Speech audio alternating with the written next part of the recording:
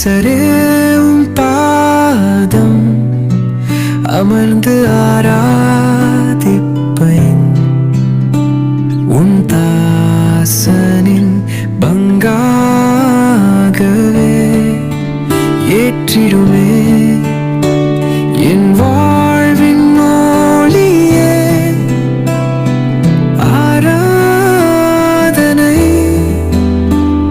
என் அன்பை என்று நினைத்து ஆராதிப்பேன்.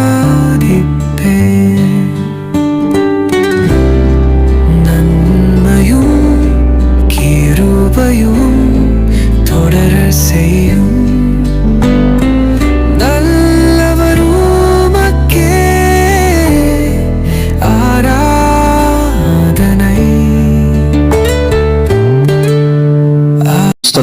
ஹல்லேலூயா.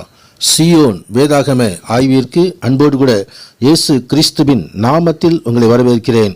இன்றைய தினத்திலும் சங்கீதங்களின் புஸ்தகம் அதிகாரங்கள் 63 முதல் 67 அதிகாரங்களில் உள்ள வசனங்களை தியானிக்க சர்வவல்லமையுள்ள தேவன் தாமே நமக்கு கிருபை பாராட்டுவாராக. 63வது சங்கீதம் தாவீது யூதாவின் வனாந்திரத்திலே இருக்கும்போது பாடினதான சங்கீதம். சவுல் ராஜாவுக்கு பயந்து கொடுமையான சூழ்நிலையுள்ள யூதாவின் வனாந்திரத்திற்கு ஓடிப்போன பொழுது அந்த இடத்திலும் கர்த்தரை தேடுகிறதான தாவீதை பார்க்கிறோம். தேவனை தேடி தேவனுடைய சமூகத்திலே தனது சூழ்நிலையெல்லாம் ஒப்பு கொடுக்கிற தாவீதை பார்க்கிறோம். தேவனே, நீர் என்னுடைய தேவன், அதிகாலமே உம்மை தேடுகிறேன். வறண்டதும் விடாய்த்ததும் தண்ணீரற்றதுமான நிலத்திலே என் ஆத்துமா உம்மேல் தாகமாய் இருக்கிறது என்று சொல்லி ஆண்டவரை நோக்கி பார்த்து தேவனுடைய கிருபையை பெற்றுக்கொள்கிறதான தாவீது 3வது வசனத்திலே ஜீவனை பார்க்கிலும் கிருபை நல்லது, என் உதடுகள் உம்மை துதிக்கும் என்று சொல்லி தாவீது தேவனுடைய கிருபையை வாஞ்சித்து கிருபையை பெற்றுக்கொள்கிறார். தாவீதுக்கு அருளின் நிச்சயமான கிருபைகளை உங்களுக்கும் அருள்வேன் என்று உன்னை தேவனாய் கர்த்தர் நமக்கு வாக்குத்தத்தம் பண்ணியிருக்கிறார். கர்த்தர் பரிசுத்த நாமத்திற்கு மகிமை உண்டாவதாக. ஆம், ஆண்டவர் தாமே துணையாக இருந்ததினால் இந்த செட்டைகளின் நிழலிலே களி கூறுகிறேன். கர்த்தருடைய பிரசன்னம் அது யூதா வனாந்திரமானாலும் அங்கேயும் இறங்கி வரும். எங்கள் ஆண்டுடைய பிள்ளைகள் எங்கே இருந்து கூப்பிடுகிறார்களோ அங்கெல்லாம் தேவனை தொழுது கொள்ளும்படியான பாக்கியத்தை சர்வவல்ல தேவன் நமக்கு கட்டளையிட்டிருக்கிறார். ஆம், நாமும் கூட தேவனிலே கலிகூற முடியும். தாவீதை போல கர்த்தருடைய பரிசுத்த நாமத்திற்கு மகிமை உண்டாவதாக. எந்த சூழ்நிலையிலும் தேவனை தேடுவோம், தேவனுடைய அடைக்கலத்தை பெற்றுக்கொள்வோம். உன்னதரான தேவன் மகிமையான காரியங்களை செய்தருள்வாராக. 64வது சங்கீதத்திலே ஒரு விண்ணப்பத்தை தேவ சமூகத்திலே ஏறடிக்கிறதான காரியம். என் விண்ணப்பத்தின் என் சத்தத்தை கேட்டருளும், சத்ருவால் வரும் பயத்தை நீக்கி என் பிராணனை காத்தருளும் என்று சொல்லி 63வது சங்கீதம் தொடர்ந்து இங்கே 64வது சங்கீதத்திலும் ஆண்டவருடைய சமூகத்திலே விண்ணப்பங்களை செலுத்துகிறதான தாவீது. ஆம், பிராணனுக்கு மிகவும் பயங்கரமான சூழ்நிலை இருந்தாலும் ஆண்டவருடைய சமூகத்தில் ஒப்புக் கொடுக்கிற தாவீது தன்னுடைய எதிராளிகளின் சூழ்ச்சிகளுக்கும் மோசடிக்கும் காப்பாற்றும்படி தேவனை நோக்கி தாவீது விண்ணப்பத்தை ஏறடிக்கிறார். இந்த ஜெபம் நமக்கு ஆவிக்குரிய போராட்டத்திலே உதவி செய்கிறது. கர்த்தருக்கு மகிமை உண்டாவதாக. வசனங்களை வாசிக்கும் பொழுதெல்லாம் நாமும் கூட பயங்கரமான சூழ்நிலையில் கடந்து செல்லும் பொழுது கர்த்தர் சமூகத்திலே நம்மை ஒப்புக் கொடுக்கும்படி கர்த்தர் தாமே நமக்கு உதவி செய்கிற தேவனாய் இருக்கிறபடியினால் அவர் மகிமையான காரியங்களை செய்தருள்வார். தாவீதுக்கு மகிமையான காரியங்களை செய்தருள்வார். ஆம், அவரிடமே நமக்கும் மகிமையான காரியங்களை செய்தருள்வார்.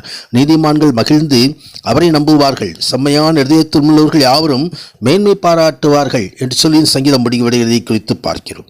தொடர்ந்து 65வது சங்கீதத்திலே தேவனுடைய ஆலயத்திலே அதுவே நம்ம தகப்பனுடைய வீடு, அந்த வீட்டிலே இருக்கிற நன்மைகளை இங்கே சங்கீதக்காரர் சுதந்திரித்துக் கொள்வதை குறித்து நாம் பார்க்கிறோம்.